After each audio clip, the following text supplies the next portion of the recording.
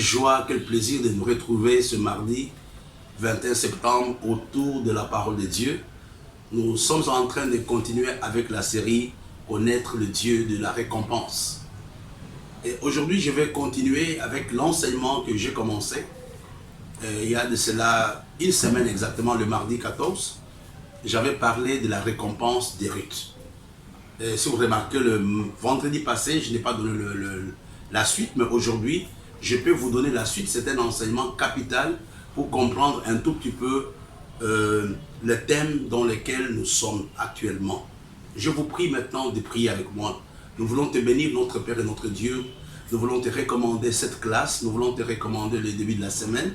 Nous voulons te recommander, Seigneur, la possibilité que tu nous accordes de pouvoir partager ta parole, que plusieurs la reçoivent avec joie, que tous les obstacles à la parole de Dieu périssent maintenant.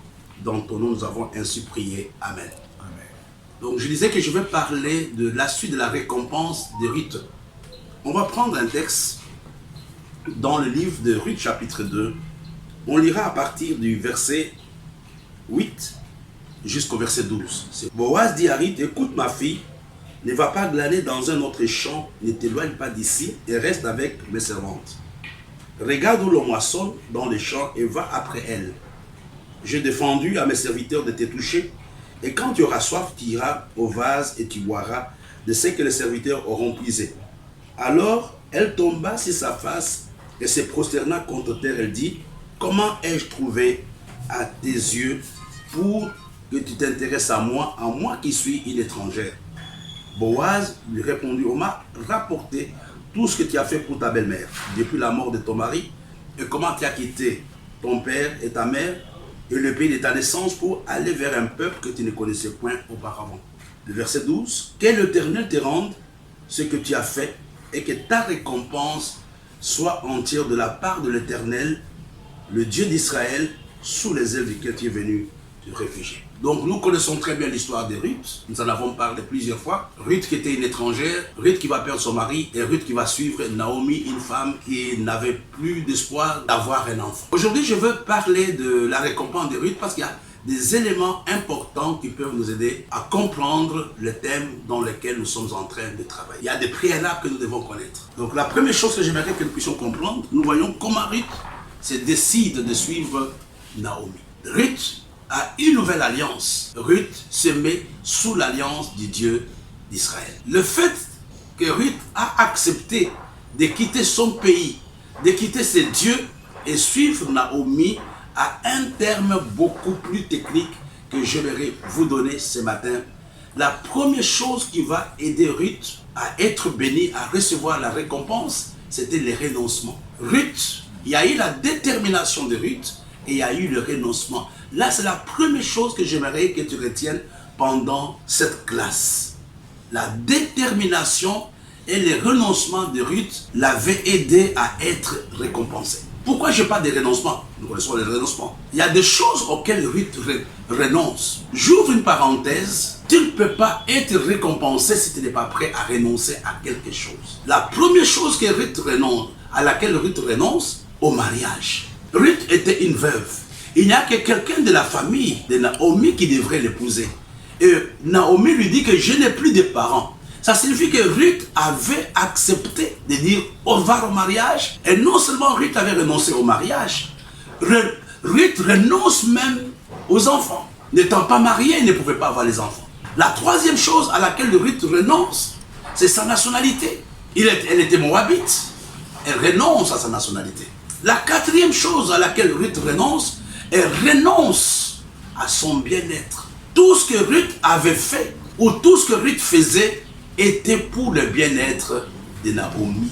J'aimerais que tu comprennes cette petite révélation. Il y a un texte que j'aimerais que tu comprennes dans le livre de Marc, chapitre 10. Je disais que Ruth va accepter 4 grands renoncements. Il renonce au mariage. Parce que Naomi n'avait pas l'espoir d'avoir un enfant ou un remplaçant qui devrait épouser Ruth. Elle renonce aux enfants. Et quand elle renonce aux enfants, elle accepte de rester dans le même statut. Le statut d'une veuve sans enfant, qui n'était pas un statut agréable. Elle renonce à la nationalité, à son pays. Elle renonce à son bien-être pour s'occuper du bien-être de sa belle-mère Naomi. Mais il y a une parole dans le livre de Marc, chapitre 10, à partir du verset 29 jusqu'au verset 30. Jésus répondit, je vous le dis en vérité, il n'est personne qui, ayant quitté à cause de moi, à cause de la bonne nouvelle, sa maison, ou ses frères, ou ses sœurs, ou sa mère, ou son père, ou ses enfants, ou ses terres, ne reçoivent au centuple, présentement, dans ce siècle-ci, de maisons, de frères, de sœurs, de mères, des enfants et de terres, avec persécution, et dans le siècle à venir, la vie éternelle. Donc nous voyons que cette parole, la parole du Seigneur lui-même, correspond à la situation de Ruth. Ruth quitte son pays. Ruth renonce au mariage. Ruth renonce aux enfants. Ruth renonce au bien-être à cause de l'alliance qu'il avait eue avec Naomi. Ayant renoncé à cause, comme les paroles disent, à cause de l'alliance qu'il avait, Dieu ne l'a pas abandonnée. Dieu va la récompenser avec, premièrement, le mariage avec Boaz. Dieu la récompense avec un enfant Obed.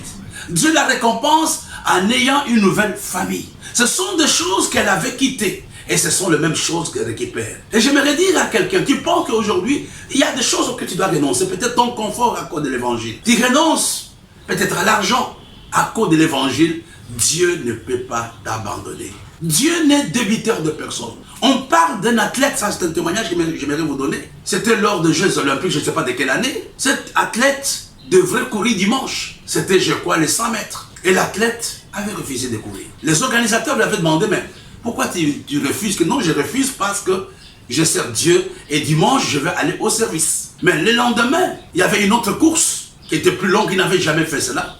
C'était 5000 mètres. Et Dieu lui dit, c'est le moment de t'engager. Il a dit, mais moi, je n'ai jamais fait cela. Il a dit, c'est le moment de le faire. Et quand il avait couru, qu'est-ce qui s'était passé? Il avait gagné la médaille. Dieu l'avait récompensé. Il y a une puissance dans les sacrifices. Le renoncement suppose des sacrifices. La récompense est toujours précédée par un sacrifice. La récompense n'est pas quelque chose d'automatique.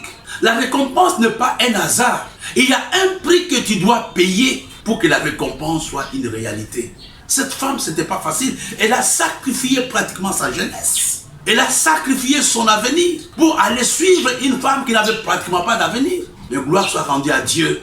Dieu avait pu récompenser Ruth. Peut-être tu as sacrifié ton salaire, ton bien-être. Que Dieu se souvienne de toi pendant cette saison. Quelqu'un me posera la question comme certains sont en train de le faire. Pasteur, Bishop, pourquoi alors l'enseignement de la récompense est un enseignement important? Oui, il y a 3 choses que j'aimerais que tu comprennes, c'est que cet enseignement peut faire dans ta vie. La première chose, l'enseignement sur la récompense nous aide à bâtir notre foi, nous fortifie dans notre foi, continuer à croire encore en Dieu, que Dieu est capable de pouvoir faire quelque chose pour moi. Je ne veux pas que tu cèdes aujourd'hui à cause de ce que tu vois et les yeux fixés sur la récompense.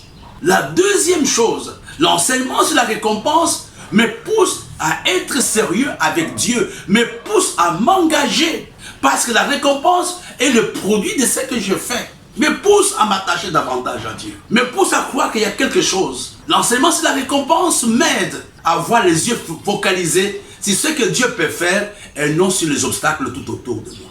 C'est un enseignement capital qui aborde tous les aspects de la vie de l'homme. Je disais à quelqu'un, l'enseignement sur la récompense est un enseignement capital parce qu'il te mobilise, il te pousse, il te fortifie. Il t'amène à ne pas regarder aux circonstances autour de toi, mais il t'amène à regarder à la récompense. Comme ce fut le cas de Moïse. J'aimerais te montrer quelque chose. Allons dans les Hébreux chapitre 11. C'est par la foi que Moïse, à sa naissance, fut caché pendant 3 mois par ses parents, parce qu'ils virent que l'enfant était beau et qu'ils ne craignaient pas l'ordre du roi. C'est par la foi que Moïse, devenu grand, refusa d'être appelé fils de la fille de Pharaon. Il va renoncer à ce titre. Il va renoncer au titre de prince. Pourquoi? Aimant mieux être maltraité avec le peuple de Dieu que d'avoir pour un temps la jouissance du péché. Regardant l'opprobre de Christ comme une richesse plus grande que le trésor de l'Égypte, car il avait les yeux fixés sur la rémunération. Et tu comprends, c'est un enseignement capital qui t'amène à avoir des priorités dans la vie. Moïse renonce à sa position de prince parce qu'il avait les yeux fixés sur la récompense. Ce n'est pas un enseignement terre à terre, non. Ça concerne la vie du chrétien. C'est un enseignement qui bâtit ta foi. C'est un enseignement qui t'amène à t'engager, à te consacrer réellement au Seigneur. Et c'est un enseignement qui t'amène à avoir des principes et des priorités dans ta vie. L'enseignement sur la récompense, comme je l'enseigne toujours, suppose 3 choses. Et ces 3 choses, nous allons les voir dans la vie de Ruth. Premièrement, il n'y a pas de récompense quand il n'y a pas d'action. Il y avait eu une action. Il y a quelque chose que tu dois faire. C'est cette chose-là qui va pousser Dieu à te bénir. Quelle était l'action de Ruth? Ruth a accepté de quitter son pays. Ruth a accepté d'aider Naomi. Moïse a accepté de refuser d'être appelé fils de Pharaon. La récompense commence par une action.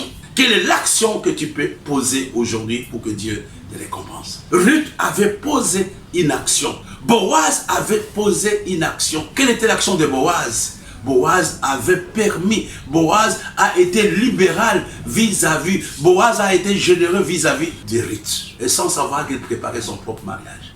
Ce n'est pas une déclaration. La récompense est quelque chose que je fais. C'est un acte que je pose. La deuxième chose qui est très importante, la récompense suppose une attitude ou un comportement. Ça veut dire quoi? La manière de faire. Nous voyons l'attitude de Ruth. Nous voyons son comportement. Cette femme, à tel point que son attitude a touché tout Israël. Et les nouvelles sont arrivées auprès de Boaz. Et vous savez, il y a des gens à cause de leur attitude qui passent à côté de la récompense de Dieu. Tu peux faire des choses extraordinaires, mais ton attitude, quand nous parlons de l'attitude, nous parlons du comportement. Toutes ces choses sont dans l'attitude. Nous connaissons l'attitude de Jonathan vis-à-vis de David. Il a oublié qu'il était prince. Il a sacrifié sa position. Il a sacrifié son trône pour aider un jeune berger. Il avait une bonne attitude vis-à-vis de David. Et à sa mort, Mephibosheth a été récompensé à cause de l'attitude. Dans l'attitude, il y a l'humilité. Dans l'attitude, il y a la simplicité. Dieu résiste aux orgueilleux, mais fait grâce aux humbles. La récompense suppose aussi l'obéissance. Regardez, plutôt Ruth était une jeune femme qui ne connaissait pas le milieu dans lequel il était. Et c'est Naomi qui donne le premier enseignement à Ruth. C'est Boaz qui conseille Ruth en disant, écoute, il y a beaucoup de champs. Les gens, il y avait à peu près 320 champs. Mais ne pars pas dans tous les champs. Reste dans ces champs. Ne sois pas vagabond. Dans l'attitude, il y a la fidélité. Il y a la loyauté. Il y a l'attachement dans l'attitude.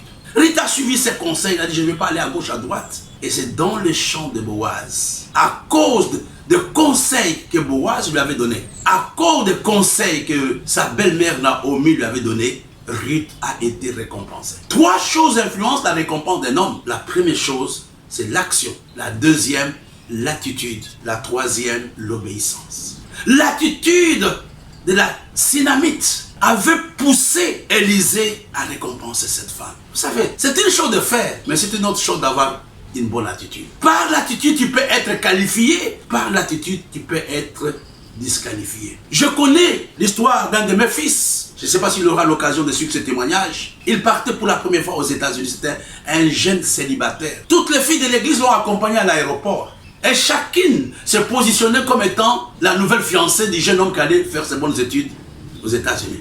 Mais il y avait une jeune fille qu'on ne connaissait même pas à l'église, qui était dans un petit coin en train de pleurer, qui ne s'est même pas rapproché de ce jeune pasteur. Et quand il a pris l'avion, il a vu la fille qui était loin, qui n'était pas dans le groupe, en train de pleurer. Et ce jeune pasteur est parti saluer la fille en disant, mais ne savez pas, je ne sais pas si c'était leur premier entretien, en tout cas que Dieu te bénisse, merci d'être venu à l'aéroport m'accompagner. Et quand il a pris l'avion, Dieu lui dit, c'est ça ta femme. Et j'ai eu le privilège de bénir ce mariage-là. L'attitude. Ton attitude, tu n'as pas besoin de te montrer. Il y a des choses que tu peux faire dans la grande discrétion. Dieu saura te récompenser. Je parlais du premier principe de la récompense, je parlais de la détermination et du renoncement. Dans les renoncements, mettez aussi le mot sacrifice. Nous voyons, Moïse avait renoncé à sa portion de fils de Pharaon parce qu'il avait les yeux fixés sur la rémunération ou la récompense. Il y a des choses auxquelles tu dois renoncer ce matin si tu veux vraiment que Dieu puisse te bénir. Il y a des choses que tu dois sacrifier. Peut-être ton sommeil, peut-être ton argent. Tu peux même sacrifier ton confort personnel pour que tes enfants fassent de bonnes études. Si tu ne veux pas sacrifier quelque chose, je me pose la question si tu peux vraiment avoir la récompense. Je connais des gens, je connais des fils dans le Seigneur, dans le ministère, qui se sont sacrifiés pour leurs enfants. Ils marchaient à pied, ils n'avaient pas d'habits. Et les enfants ont fait de bonnes études. Et ces enfants sont une bénédiction pour les parents aujourd'hui. J'aimerais ce matin un seul sujet de prière. C'est-à-dire, que dois-je sacrifier? Quelles sont les choses auxquelles je dois renoncer pour que tu puisses me bénir? Que Dieu vous bénisse. N'oublions pas les rendez-vous de vendredi. Nous avons la prière matinale à 7 h. Et le soir, nous avons la mini-veille de prière. Et le samedi, nous aurons la Sainte de midi à 12h45. Et dimanche, nous allons avoir le grand culte des actions de grâce. Que Dieu vous bénisse. You feel my heart.